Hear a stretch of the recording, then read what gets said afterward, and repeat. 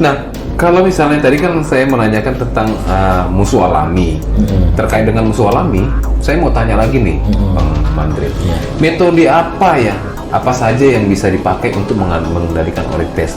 Tadi kan sudah ada musuh alami itu ya. Nah, jadi metode lain apakah ada yang lain kira-kira? Tadi sudah kita jelaskan, selain metode pengendalian secara musuh alami kan itu termasuk prinsip PHT ya, pengendalian hama terpadu. Nah itu kan kita tidak terlepas juga, selain PHT juga ada pengendalian terakhir dengan menggunakan cara kimia. Sebelum kita cerita, tadi kan Abang sudah membahas mengenai pengendalian, ada beberapa poin untuk mengendalikan orites tersebut. Iya. Saya lupa nanya nih, saya mau tanya, ciri-ciri dari serangan orites itu sendiri gimana sih sebenarnya? Oh ya, jadi sebetulnya ciri-ciri dari serangan orites itu. Video ini dipersembahkan oleh Dolomit Agro, solusi petani untuk memperbaiki keasaman pada tanah.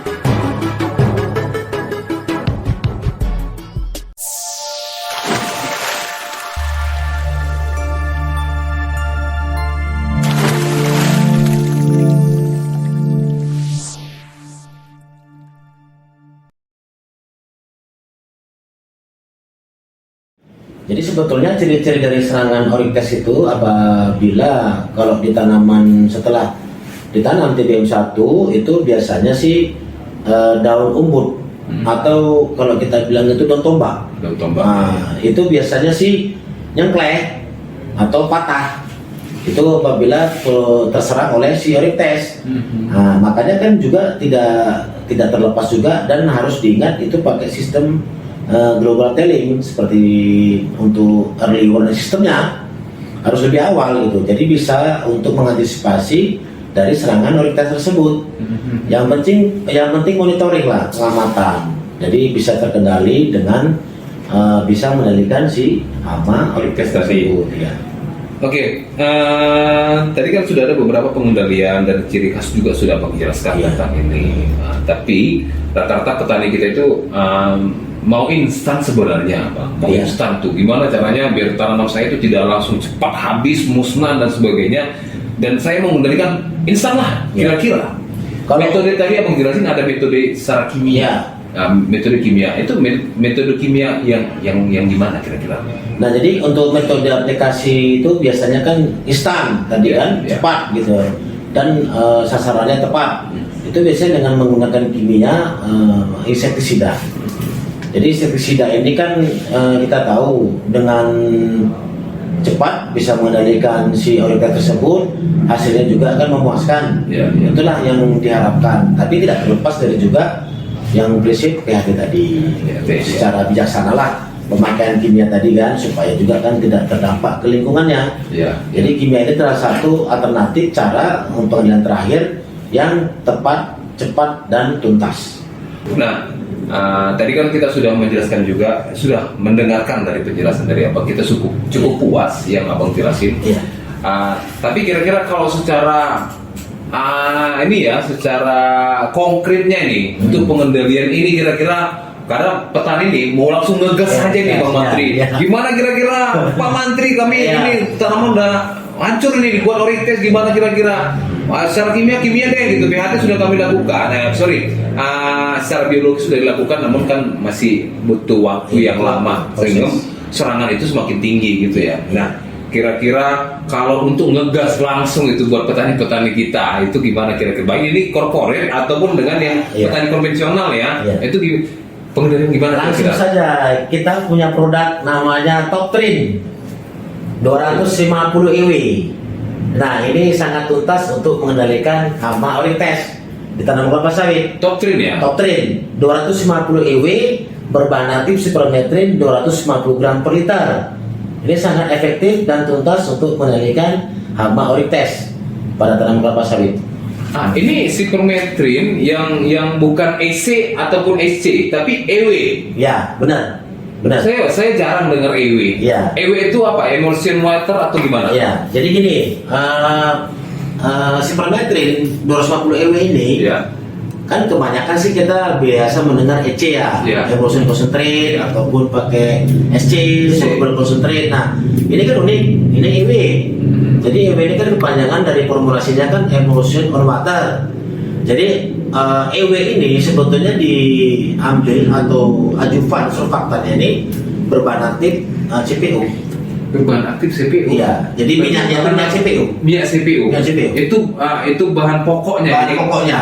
Karena dia untuk pelarutnya bisa larut dalam air. Itu minyak juga dong. Minyak, cuma kan minyak CPU. Minyak Sesuai CPU. dengan yang direkomendasi oleh ISPO ataupun RSPO. Emang kalau emulsion concentrat EC itu gimana? Kalau EC sih bedanya, EC itu kan dia bahan untuk Pembawa. membuat minyaknya itu kan dari kerosin, minyak bumi.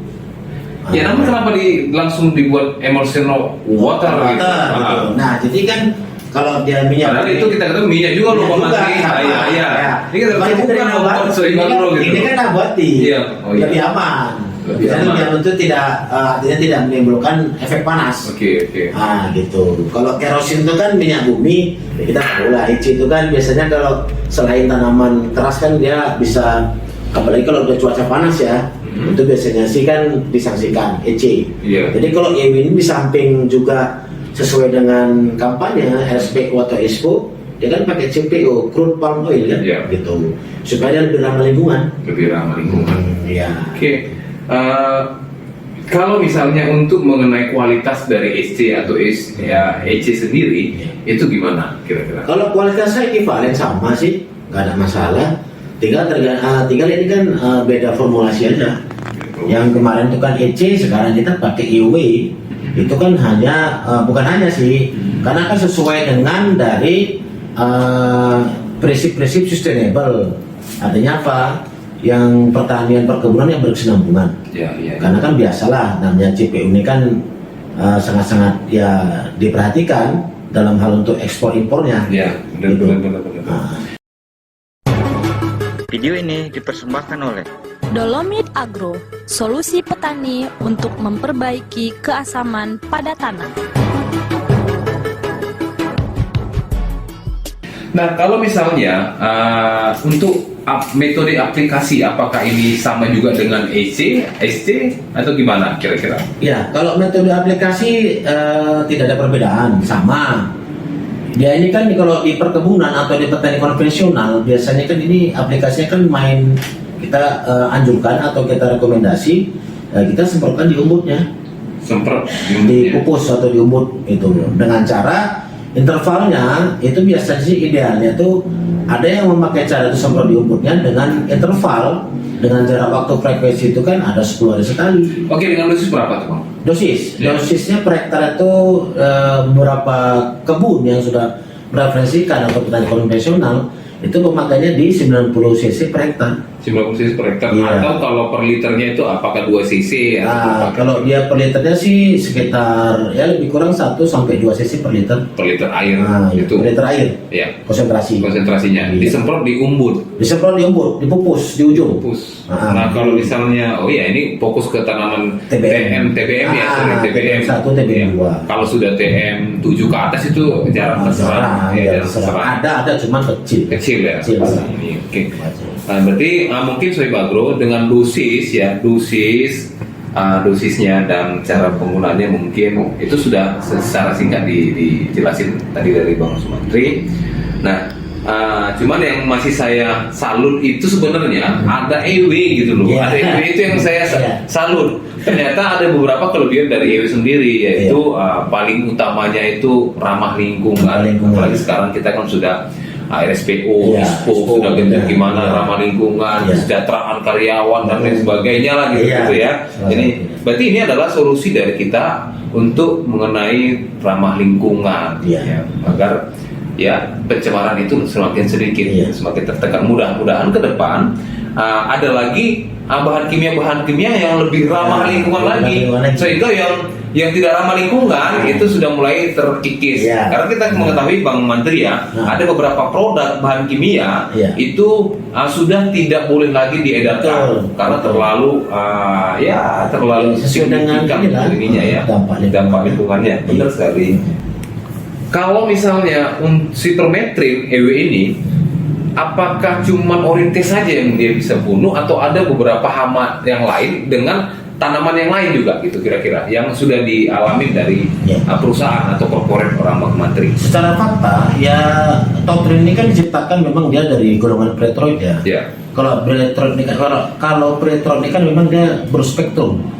Mau dia diserangga yang dari Ordo Leptera bisa, dari Ordo Lepidoptera bisa. Jadi Leptera itu seperti Orientes, kalau dari Ordo Lepidoptera seperti Watapi.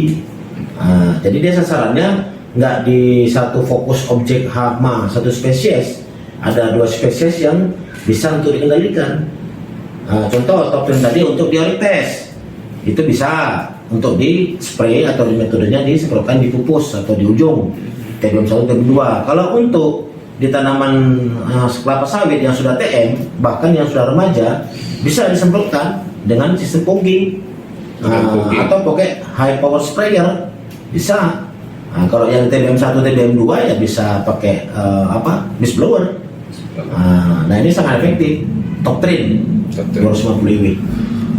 Toptrin mantep, top, pokoknya top deh kalau Supermetrin EU ini.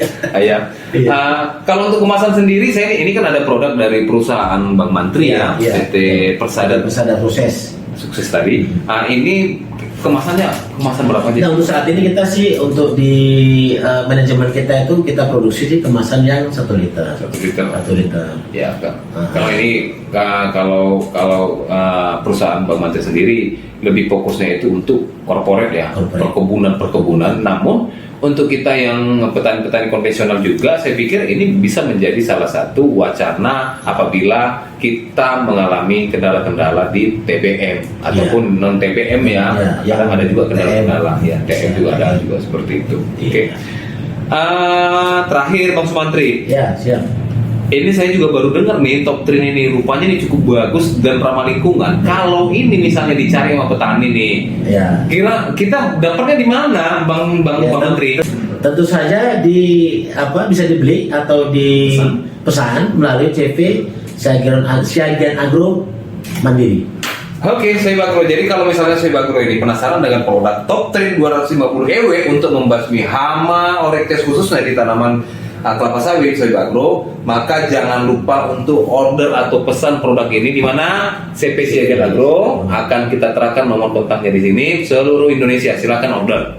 Dan tadi sudah dijelaskan juga secara singkat mengenai penggunaan tata cara aplikasinya dan hama apa dan apa ciri-ciri hamanya tadi sudah dijelaskan secara singkat.